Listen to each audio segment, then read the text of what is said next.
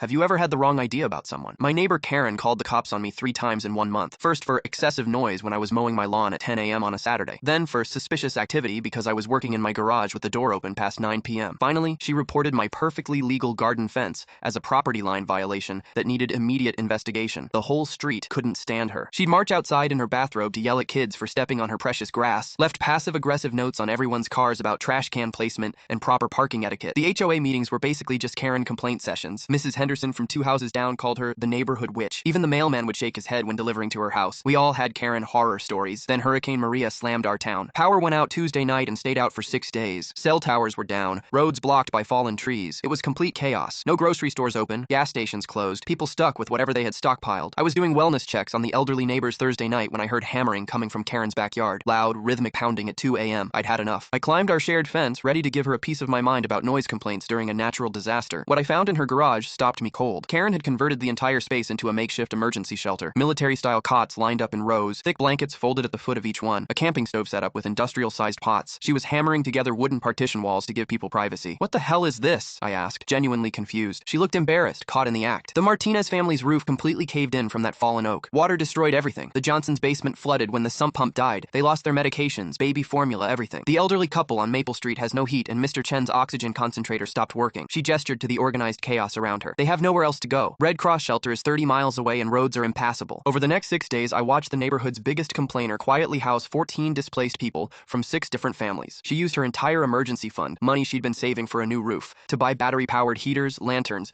and non-perishable food from the one hardware store that managed to stay open. She cooked massive meals on that camp stove 3 times a day, gave up her own master bedroom to the family with 3 young kids, slept on a folding chair in her kitchen so others could have the couch. When little Sophia Martinez had an asthma attack, Karen drove through flooded streets at midnight to find an open pharmacy 2 towns over. She knew every family's medical needs, dietary restrictions, even remembered that Mr. Johnson was diabetic and needed sugar-free options. The noise complaints suddenly made sense. She hadn't been reporting me for mowing. She was calling about the Hendersons' loose fence post that was about to fall and hurt someone. The suspicious activity wasn't about my garage work. She'd been documenting the suspicious van that had been casing houses before the storm hit. That fence violation report? I found the paperwork later. She wasn't complaining about my fence. She was trying to get the city to approve an extension so the neighborhood kids would have a bigger shared yard to play in safely. When power finally returned the following Tuesday, Karen went right back to her usual grumpy self. Still left notes about trash cans, still yelled at kids on her lawn. But now when she shouts at them, I notice she's really warning them about the broken sprinkler head that could trip them, or the hornet's nest in her rosebush that could sting them. The complaint calls to the city. Turns out she's been reporting dangerous potholes, broken streetlights, and unsafe crosswalks for years. Some people just show love by trying to fix everything that could hurt you. Karen still annoys the hell out of me sometimes, but now I know she's got everyone's back when it really matters. I got a strange feeling that something was wrong with my mom. She always calls me every Sunday at 8 p.m. sharp. She never misses it. But this Sunday, no call. I tried calling her back. No answer. Texted her. Nothing. My brother said I was being dramatic, that she probably just fell asleep early. But something felt off. Really off. Like my stomach was in knots. Mom never misses our calls. Ever since Dad passed away, it's been our thing. Every week for 3 years straight, no matter what. I drove to her house at 11 p.m. My brother kept texting me saying I was overreacting. She's probably just watching her shows, he said. But that feeling wouldn't go away. It was like a voice screaming in my head. When I got there, her car was in the driveway.